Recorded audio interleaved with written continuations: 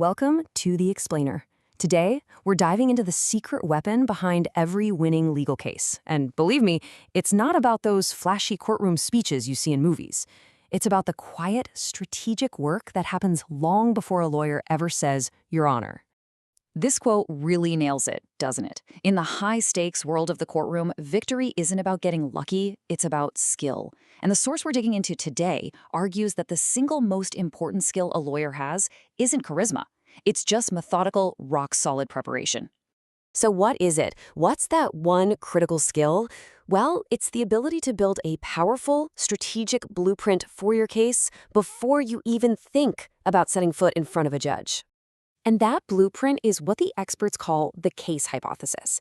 It's the key that transforms all the chaos, all the facts, the evidence, the conflicting stories into a clear, logical path to victory. So let's break down what that really means. You can think of it like the central theme of a movie, or maybe the thesis of an essay. It's that one single core idea that connects every piece of evidence, every witness, and every single argument into one coherent story.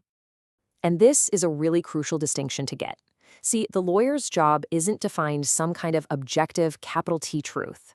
Their goal is to build what's called a directed hypothesis, a story that points directly to the outcome they want. The judge, on the other hand, is working with a non-directed hypothesis. They're just trying to ask, okay, what actually happened here? Okay, so how do you actually build one of these things? How do you create a hypothesis that's not just a good idea, but is powerful and persuasive? Well, luckily, the source material gives us a pretty clear blueprint. So a strong hypothesis isn't just some random guess you pull out of thin air. It has to be clear and simple. It has to be testable. And most importantly, it's got to be the most convincing story that all the evidence can possibly support. And building it is a really methodical three-step process. First, you anchor your story in the facts that nobody can argue with. Then, you zoom in on the exact points of conflict, where your story and their story split. And finally, you have to get in your opponent's head and figure out what their story is going to be and how they'll try to prove it.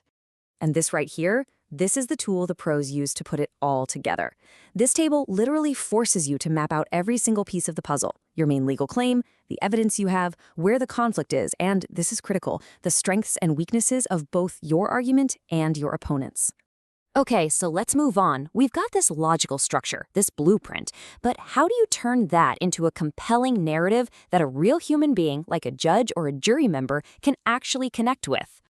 To make your hypothesis really hit home, you weave it into a story using these 5 classic elements. You need an actor, a setting, a goal that explains why they did it, the action itself, and a mental state to define their intent. This is exactly how you turn dry, boring legal arguments into a human drama. All right, let's make this real. We're going to apply this whole concept to a simple case study from the source material, just to see how it works in practice. So you see, it all comes down to these competing scales of evidence. On one side, you have facts that suggest an innocent mistake, an intent to return. But on the other side, you've got actions that look, well, pretty suspicious. The real key is how you frame this balance. And this is where the strategy really comes in. You can't just ignore the bad facts, right? So instead, you have to build a narrative that actually incorporates them into your more favorable story. So the winning hypothesis here isn't that the client did nothing wrong. No, it's that their action was a result of really poor judgment, a mistake, not a deliberate plan to steal. You see how that works?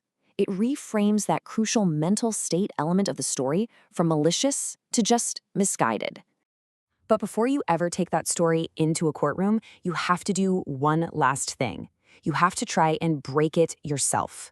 You need to stress test every single piece of evidence by asking 3 really critical questions. First up, is it even believable? Does it pass the basic common sense test? So, for example, a witness who claims they identified someone from 100 meters away in the dark, yeah, that's probably going to fail this test. Second, you have to ask, does this story hold together? Does it contradict itself? You know, if a witness says they saw the suspect in a red shirt on Tuesday, but then later says it was a green shirt, well, their testimony just became a whole lot less reliable. And finally, does this piece of evidence fit with everything else you already know is true? Because a single piece of evidence that conflicts with the established facts, well, that can bring your entire hypothesis crashing down. So, what's the ultimate takeaway from all this? It's that the courtroom isn't really a place where facts are debated. It's an arena where two competing stories go head to head, and at the end of the day, only one of them wins. The case hypothesis is the tool you use to design that winning story. It ensures that when the time comes, yours is the most structured, the most believable, and the most persuasive one in the room.